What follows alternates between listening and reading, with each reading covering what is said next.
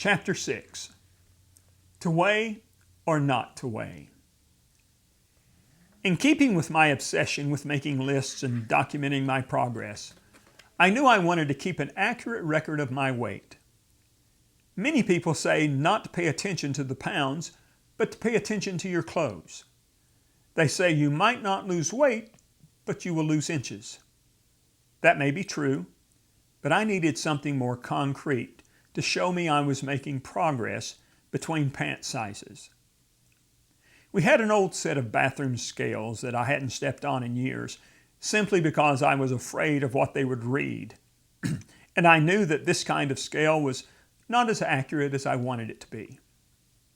When I stepped on the scale at the doctor's office, it was the type with the weights at eye level that you move from left to right so that eventually the arm will balance, allowing your nurse to record an accurate weight.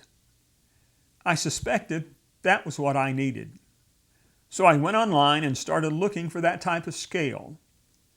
I knew they wouldn't be inexpensive, but I had no idea they would cost as much as they did. The price for most of them was between $600 and $800. I wanted them, but I didn't want them that bad. Most of the places I looked online appeared to serve medical offices, and commonly the price for medical supplies is higher than the price for the average consumer. So I went to my old standby, Amazon.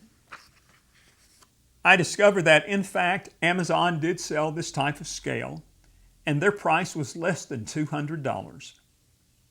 Before ordering, I made sure this was the exact type of scale found in my doctor's office, and it was. It was even the same brand. I also made sure that I could get free shipping from Amazon because of the weight of the scale, and to my surprise, yes, it came with free shipping for Prime members. So I pulled the trigger and ordered it. The scale arrived just a few days later. The big question now was where to put it. At the doctor's office, they are usually located in a hallway because they are quite large. Our master bathroom is fairly small, and there was no way it would fit in there. So the only other choice was to put it in our bedroom. To be honest, my wife wasn't happy about that, but I wanted a location where I could be, dare I say it, naked when I weighed myself. The scale was fairly easy to put together and calibrate, and it has been sitting in the same spot in our bedroom since the day it arrived. Let me talk a little bit about weighing yourself. Most of the experts recommend weighing yourself no more than once a week. This is because your weight will fluctuate on a daily basis, depending on variables like fluid retention, and because you get a better idea of weight loss when you weigh yourself only once per week. As I mentioned earlier, some experts recommend that you don't weigh yourself at all.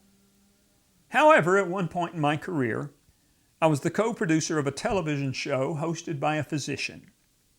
He would have other medical guests on each week to talk about a variety of health topics. He was also an avid proponent of regular exercise.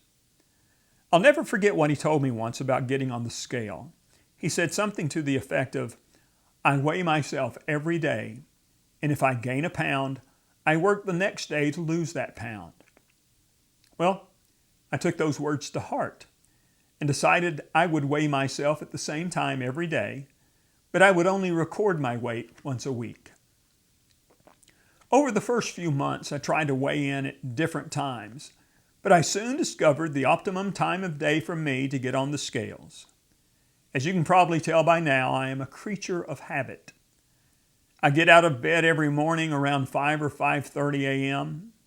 The university at which I work is a good hour and 10 minutes from where I live, and for me to arrive by 8 a.m., I need to leave my house by 6:50 or so.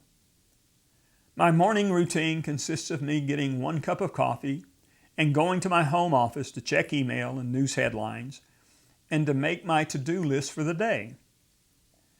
After I have my coffee, which usually takes about 45 minutes, I use the bathroom and take a shower. After I take my shower and before I get dressed is when I'll weigh myself.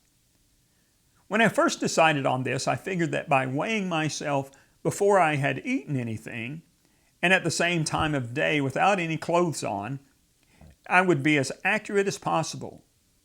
So that's how I have weighed myself for almost 5 years. I also record my weight every Friday, and there's a reason for that too. I usually do pretty well with my eating during the week, but the weekend can be a bit of a challenge sometimes. I try to do my best on the weekends, but sometimes, especially if my wife and I attend a party or go out to a restaurant, I'll eat things that perhaps I shouldn't.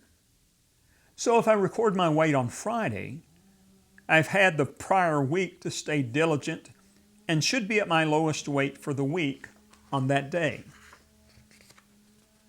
The final important decision I needed to make was a weight loss goal. I wanted a yardstick, so to speak, by which I could measure my progress and success. I never really paid too much attention to the charts that tell you how much you are supposed to weigh according to your height, because I was never the right weight for my height. I always used to say, I'm not too heavy for my height, I'm just too short for my weight. But I decided that perhaps I should take another look at those charts.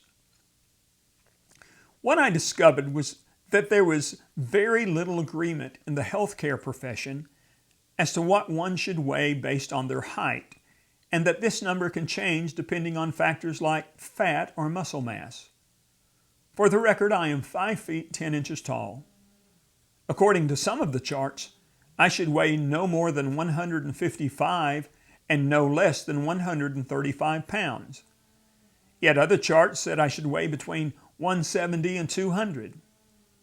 Finally, I found a chart that said, according to my height, I should weigh between 140 and 172 pounds.